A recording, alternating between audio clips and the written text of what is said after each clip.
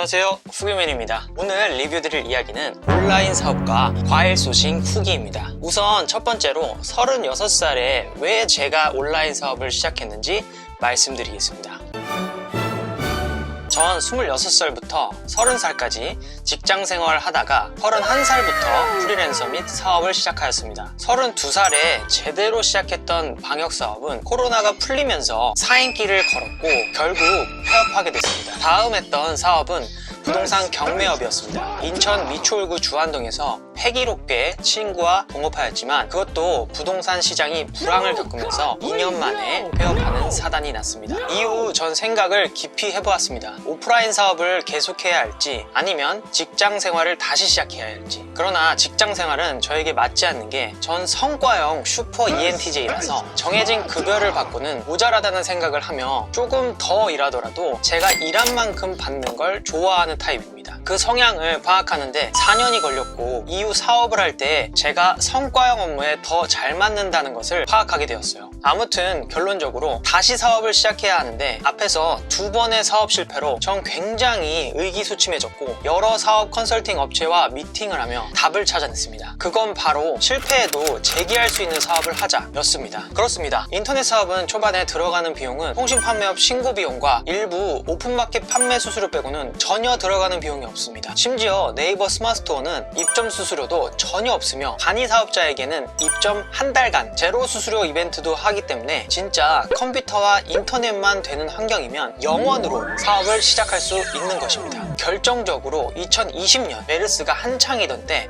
3D 마스크를 주력으로 한번 스마트스토어를 운영해봤던 경험이 저에게 있어서 인터넷 쇼핑몰을 한다는 것에 큰 거부 반응이 없었습니다. 그리고 그때 위탁 판매, 사입 판매, 중국 소싱을 한번 해봤기 때문에 이 인터넷 시장이 어떻게 흘러가는지도 대충 알고 있었습니다. 2번의 사업 실패로 많은 빚을 지게 되었지만 인터넷 쇼핑몰, 정확히 이야기하면 스마트스토어는 더는 손해보지 않는 사업을 하면서 중간중간에 부동산 경매 강의도 하고 외주 받은 영상 촬영도 하면서 충분히 이 안 좋은 시기를 넘길 수 있다고 판단되었습니다. 그렇게 2022년 3월 통신 판매업을 신고하였고 올해 8월부터 제대로 스마트스토어를 시작해봤습니다. 현재 더글라스라는 종합몰을 운영하면서 3달 만에 약 200만원의 매출을 올리는 성과를 거두었습니다. 위탁 판매와 사입 판매를 섞어가며 사업을 운영 중이라 그렇게 큰 중간 마진은 되지 않지만 위탁에서는 10%, 사입 판매에서는 30% 정도 조금씩 사업을 확장 중에 있습니다. 최근에는 3개월 만에 매출 200만원 찍는 방법을 자본주의 생존법이라는 네이버 카페를 만들어 스마트스토어를 해보려고 하는 직장인, 현재 스마트스토어를 하고 계시지만 잘 안되는 1인 사업자분들에게 공개적으로 강의도 한번 해보았습니다. 그게 엊그제인데 참여자만 10명이 넘었습니다. 광고비를 전혀 안 썼는데도 말이죠. 이로써 저는 인터넷 쇼핑몰 수입, 강의 수입, 좋은 사람들과의 네트워킹이라는 득을 보았습니다. 이 모든 이득이 제 투자금 1원도 포함되지 않은 사업의 결과물입니다. 여러분도 현재 직장인이거나 사업가이시면 한 번쯤 스마트스토어나 인터넷 쇼핑몰을 해볼까? 라는 생각을 해보셨을 겁니다. 그리고 그런 고민이 있는 분들이 저에게 많이 하는 질문이 있어요.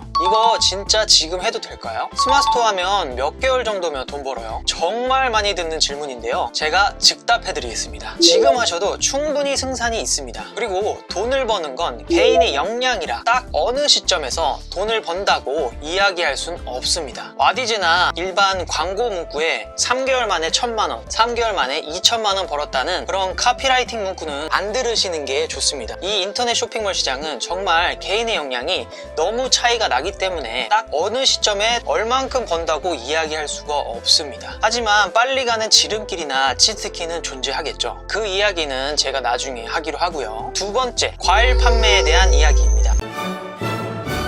전 생활건강 품목을 주로 판매하는데 식품이나 과일 판매에 대한 로망이 항상 있었습니다. 그 로망은 제 아는 동생이 고구마를 팔게 되면서 더 가속되었는데요. 그 친구는 항구마라는 고구마 판매 사업으로 상당한 이익을 얻으며 앞으로 나아가고 있습니다. 평소 친분이 있던 동생이라 어떻게 그렇게 매출이 잘 나오는지 물어보니 식품이나 과일, 먹는 품목은 맛있는 경험을 고객에게 주면 재구매가 많이 이루어진다 라는 것이 포인트였습니다. 그 얘기를 듣고 품은 제조해야 해서 너무 힘들고 과일을 팔아볼 요량으로 여러 과수원 업체를 수소문해봤지만 전화도 받지 않았고 이메일도 보냈던 제안서에 답장도 보내주지 않으셨습니다. 와, 이건 아니다 싶어 전 차를 끌고 근처 과수원 업체를 네이버 지도에 검색하여 무작정 찾아갔습니다. 과수원 사장님들을 맨투맨으로 만나보았지만 대부분 반응은 질문에 아무 대꾸도 하지 않았으며, 그래서 내가 너한테 왜 물건을 줘야 하는데? 경매장보다 더 비싸게 팔아줄 수 있어?